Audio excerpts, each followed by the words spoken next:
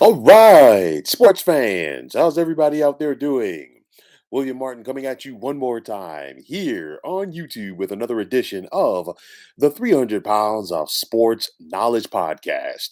Now, the first place Dallas Cowboys welcomed a beaten down Las Vegas Raiders team to AT&T Stadium today in the hopes to put last week's tough loss to the Kansas City Chiefs behind them. But instead, the Cowboys allowed the Raiders to get into a rhythm early on offense. And the silver and black never trailed in this game as they got the best of the Cowboys today in overtime by the score of 36-33. Now, the Cowboys didn't have the services of wide receivers CD Lamb or Amari Cooper. But during this game, we saw the Raiders lose their best target, Darren Waller, in their passing game to a knee injury. The Dallas defense had wide receiver Deshaun Jackson looking like D-Jack from his first stint with the Philadelphia Eagles. Jackson had three catches for a buck 02 and a touchdown, and he showed some breakaway speed against this Dallas secondary.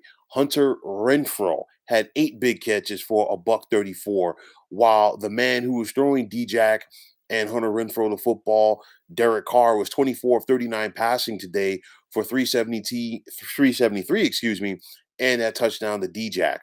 The Raiders also had 143 yards on the ground, with 87 of those coming from running back Josh Jacobs on 22 carries.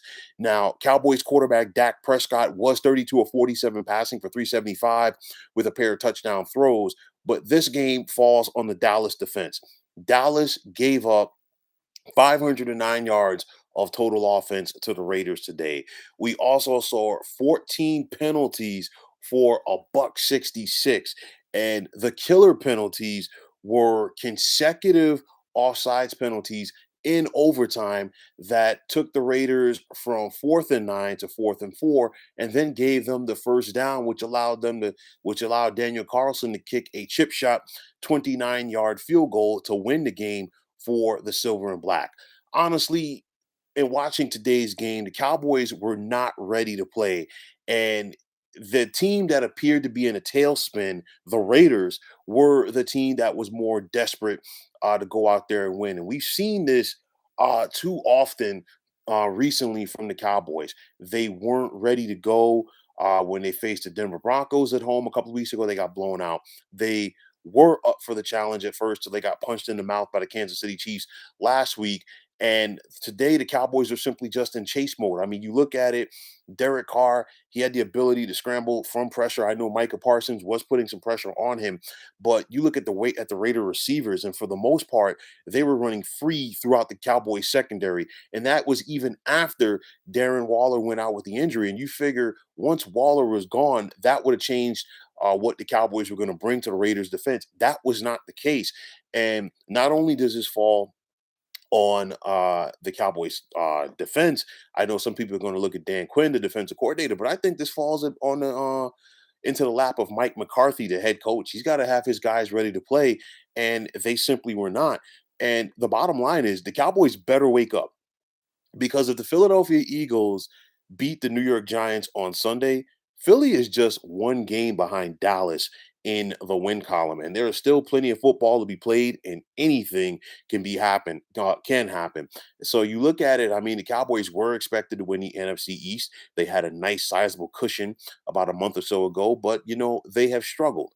And you look at it, two bad losses at home, one to the Broncos and then one to the Raiders today. And this is why the Cowboys are in the situation that they are. I know a few weeks ago it was looking like they were going to be in contention to get home field advantage in the NFC. That's not going to happen right now. So you look at it, the Cowboys do have a chance to get healthy in the standings. Coming up, they have a game against New Orleans next week at New Orleans. The Saints, they're having their quarterback issues right now. Two games against Washington in a 3-week stretch. And you never know what you're going to get from Washington. So Dallas has to be up for that game, and then they're at the Giants. So all of these are winnable games, but at the same time, Dallas could mess around and be 2-2 in the stretch. It's a situation where I could see the Cowboys going either 4-0 or 2-2, and that's important because the last two, the Cowboys host the Cardinals, and then they're at Philly. And you just threw out the rule book when the Cowboys faced the Eagles. But getting back to today's game, defensively, the Cowboys let this team down. They let the Raiders do whatever they wanted to do. The Raiders dictated the pace. You look at some of the holes that Josh Jacobs was running through at times. You look at the opportunities that Derek Carr had to go down the field against this Cowboys defense, dumb penalties, pass interference penalties, the offside penalties, you name it. Of course, the fight which saw one player from the Raiders and one player from the Cowboys get ejected. You got to be bigger than that if you're Dallas. That's the bottom line. So I look at this game.